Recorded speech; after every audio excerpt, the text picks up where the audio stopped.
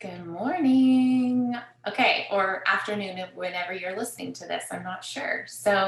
Um, Today I'm going to do my first stab at a lesson and introduction to boundaries. The reason I'm doing this is that I heard several of you talk about just feeling guilty all the time, feeling overwhelmed, feeling like you can't make everybody happy, or maybe you're just exhausted from trying to please everyone, and also that you're struggling to say no to stuff. So I hope that this intro is helpful and interesting. I'm going to try to go quickly because I know these videos are like sometimes exhausting to listen to. Um, what I want to talk to you about today is actually that all those things I mentioned before, the struggling to say no, feeling guilty, feeling exhausted, making everybody happy, that those are all feelings. And while they're incredibly valid and incredibly important, they are actually not the problem. They're actually warning signs or signals that your boundaries are out of whack. Or maybe a better way of thinking of it is that your boundaries need to be better defined. So typically the next question that follows that is, okay, well, how do I fix my boundaries? Well, I want to resist the urge to answer that question and actually focus on what is a boundary? What do I mean by that? The reason is because boundaries is kind of a buzzword. People in the psychology world use it. You think of things like codependency, or maybe somebody, being in a relationship with somebody who has alcoholism and needing to set boundaries with him, or maybe just like a dysfunctional family. And while this definition that I'm going to present to you totally applies to those things, it's actually incredibly applicable for like our daily lives, like for those of us who maybe are walking around not in incredible dysfunction, but maybe are in relationships with other human beings and have stress or anxiety as a byproduct of that. Okay, so I'm going to tell a little story, and then I'm going to jump over to the Miro board and help define this with a little bit of a visual. My story is that I first learned about boundaries maybe right after college, and as I was learning about them, the first thing that came to my mind is this story from when I was in college. So I was living in Norman at the time in an apartment with three friends, and this was like in 2007, and there was a huge ice storm that came through the whole state. Power was out. You guys might be old enough to remember it. But power was out all over the state, and I was trapped in my apartment with three friends. And then we had my best friend, who's still my best friend today, was trapped at her house on another part of town. She lived on the other side of Norman. So, like toward like the third or fourth day with no power, my best friend called me and she was in tears, and she was like basically calling to sort of confront us and just said, hey, you guys have left me out. I'm so upset with you. You should have come over to my house. I'm all by myself. And like she was basically calling to say, I feel excluded and I would like an apology. And my reaction was total anger. Like, this is just like an insight into Emily a little bit, but my reaction was I felt so mad at her. In fact, I vividly remember saying, I don't think I've done anything to merit an apology, and I'm not going to apologize. So I'm going to pause the story there. That's where I left it. Spoiler alert, she's still my best friend, so it all worked out.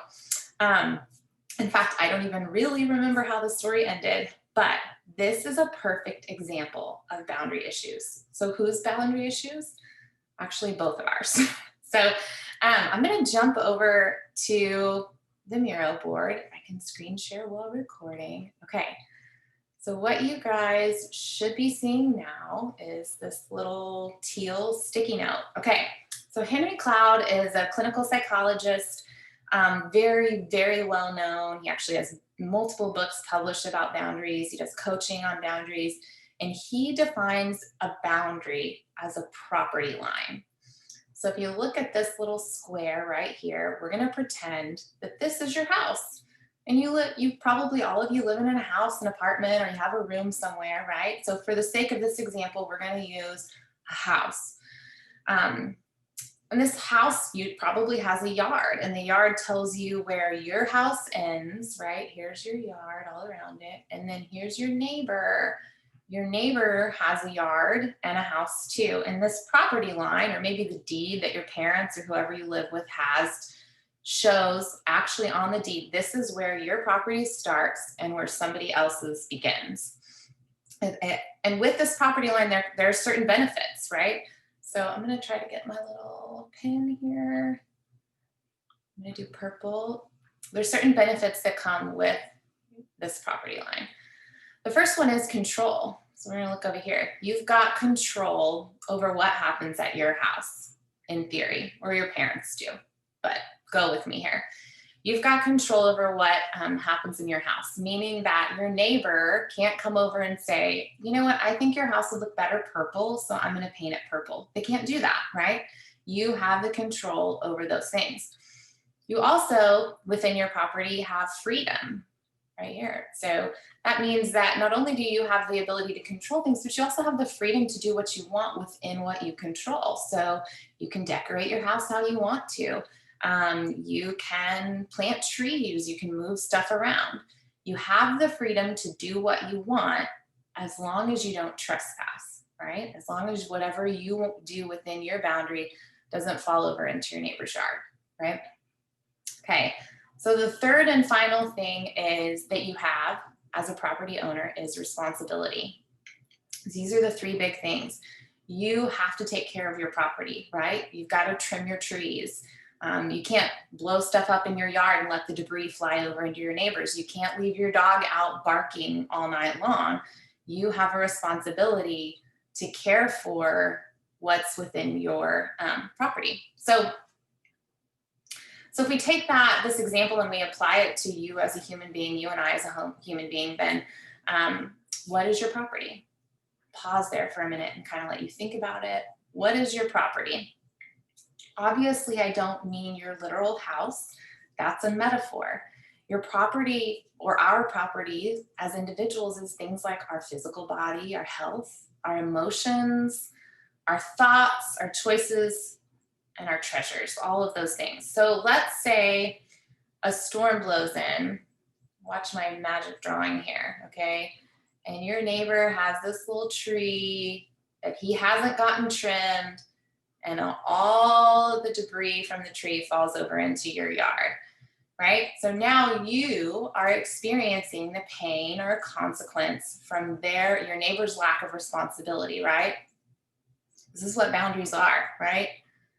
I'm gonna stop screen share for a minute. This is what boundaries are about. It's about defining our property and helping the people that we're in relationship with to know and respect our property and to know how it intersects with theirs. Does that make sense? I'll say that again. This is what boundaries are about. It's about defining our property and helping those we're in relationship with to know and respect our property and to understand how it intersects with theirs. So here's what I'll say.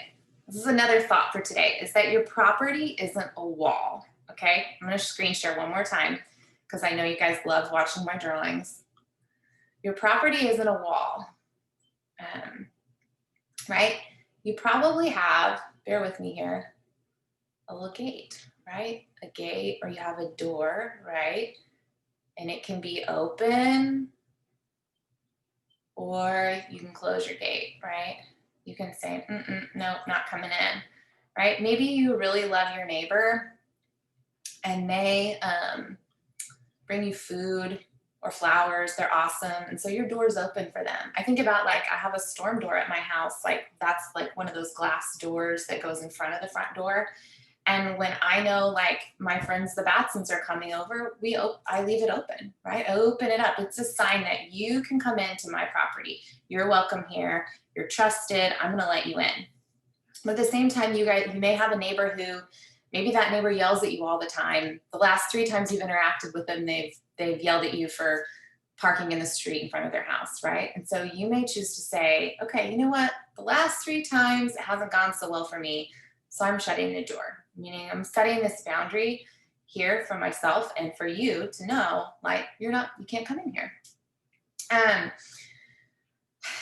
the other thing to say is that you can't remember the point is that you can't control what happens in other people's properties, meaning you can't control your neighbor who's yelling at you for for parking in the street, right? You only have control, freedom, and responsibility for your own property.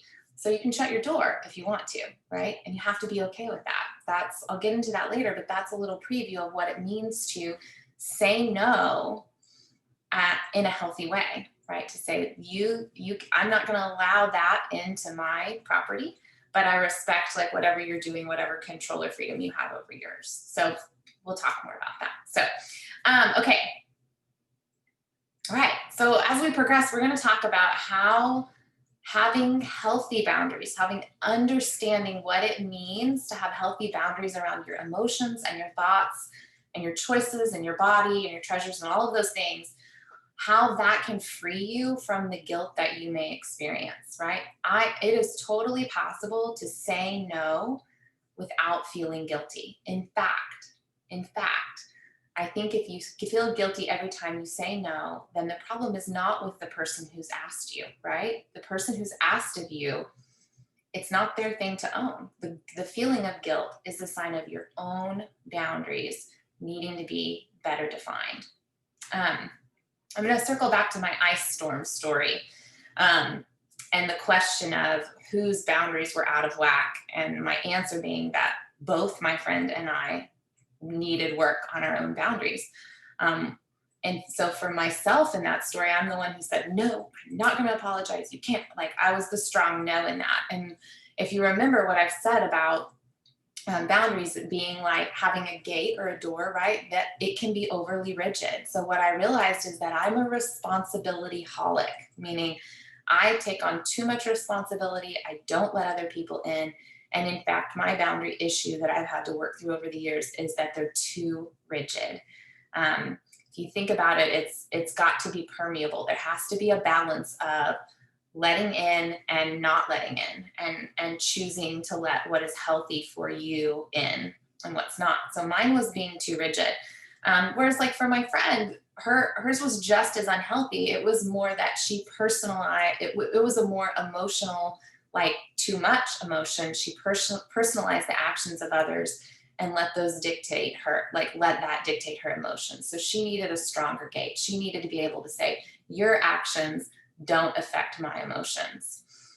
Or if they do, I can manage that on my own. That's within my responsibility to take care of. It's not up to you to fix my emotions. That makes sense. So anyway, that's the short and sweet intro to what are boundaries. I hope it's interesting to you. If it's not, don't tell me. I totally love it. It's totally my jam. And we can get into some the 10 laws of boundaries. There's a lot of interesting stuff on that. But for the meantime, that's it. And I hope we can maybe have a meaningful discussion at the next cohort meeting. Okay, thanks. Bye.